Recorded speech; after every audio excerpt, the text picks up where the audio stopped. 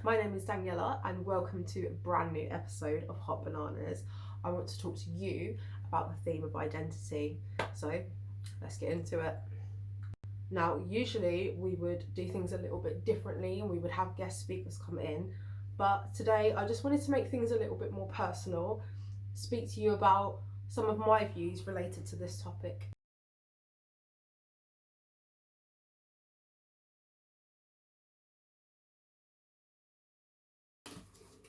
Today I want to have a little unboxing session with you.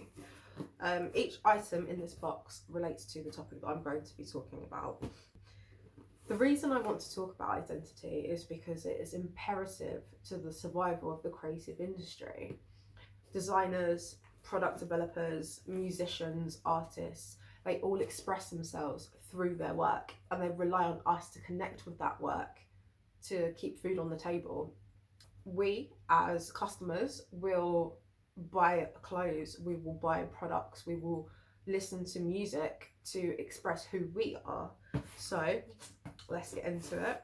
My first item that I want to talk to you about today is this necklace.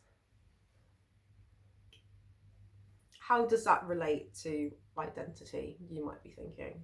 But this has everything to do with identity. The designer who created this beautiful piece of jewellery has an interest in Egyptian symbolism, and because that's something that's interesting to me, this is the reason why I've bought it. Understanding what that customer wants is how you are going to make a sale, and without recognizing different forms of identity, that is not possible. And that is why I included this beautiful necklace in my box today. So that is my first item. The second item in my box that I'd like to speak to you about today is my favourite Fenty palette. And no, this has got nothing to do with makeup. The reason I want to talk to you about this particular item is this little thing right here, this mirror. The mirror is purely symbolic. It's because it is symbolic of the way our physical and our psychological interpretations of identity mirror each other.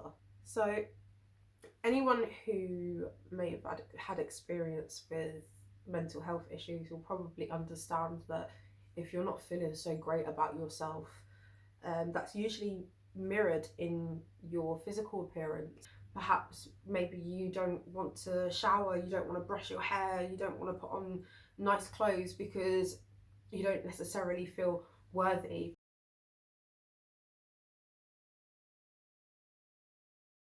The third thing in my box that I want to talk to you about today is intersectionality.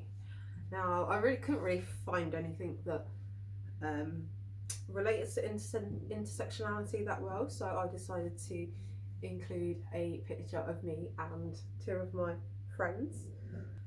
The reason that I have included this picture is because I felt it was really important to speak about how different our experiences have been growing up.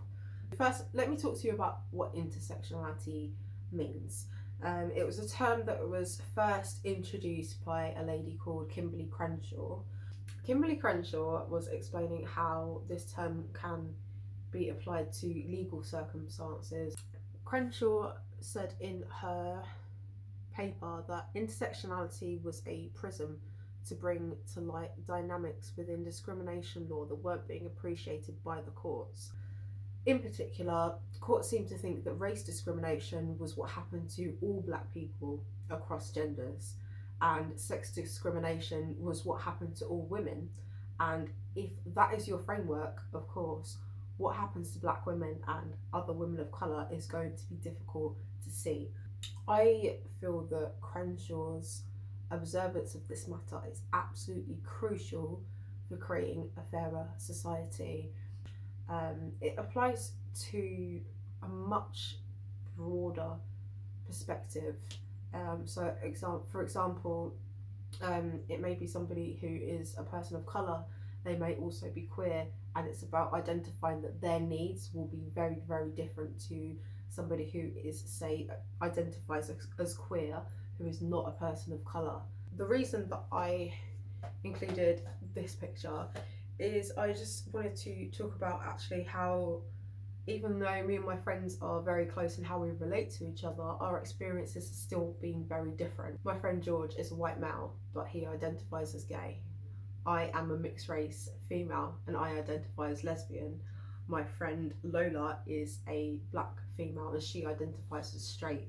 And I think it's important that we understand how race, how culture, how sexual orientation does come into play. We all know what this is, we all know what this means, aka the blue tick, Instagram verified. I think it's very important to talk about how we appear online. We now live in a world that is almost completely based around the digital. It's like without having technology, we literally probably wouldn't have been able to keep things running and survive as well as we had done amidst the pandemic. So there is a guy called Neil Postman. You may have heard of him. I just want to read you a quick quote which he uses to describe technology. And he said, "We need technology like we need food for survival. Yet, if we eat too much food or we eat food of no nutritional value, we turn a means of survival into its opposite. The same might be said of the ways we use technology," which I completely agree with him, to be honest with you. The ways that we can use technology can be toxic, it can be very harmful to us. I mean, if we're always consuming negative content, that is going to impact how we view the world, it's going to impact how we view ourselves, and it's going to impact the way that we move when we go out into society. But there are a lot of beneficial parts to the internet, but it's just about maintaining that consciousness whilst you are using forms of technology, thinking about what it is you're putting out there. How is that serving people? Is this really going to add any sort of benefit to somebody's day, to somebody's life, or is it making them feel bad about themselves? Like, for example, with said blue tick, a lot of the people that have this are not using their social media in a constructive way. That brings me to the close of this episode. So think about what you can do to promote diversity, to kind of help us move away from the idea of this is how we should look, this is how we should be, this is how we should act. Let's create more room for diversity. Thank you so much for taking the time to listen to me today, and I would love to hear about how the theme of identity has affected you. I really hope to hear from you soon, and again, thank you so much for listening.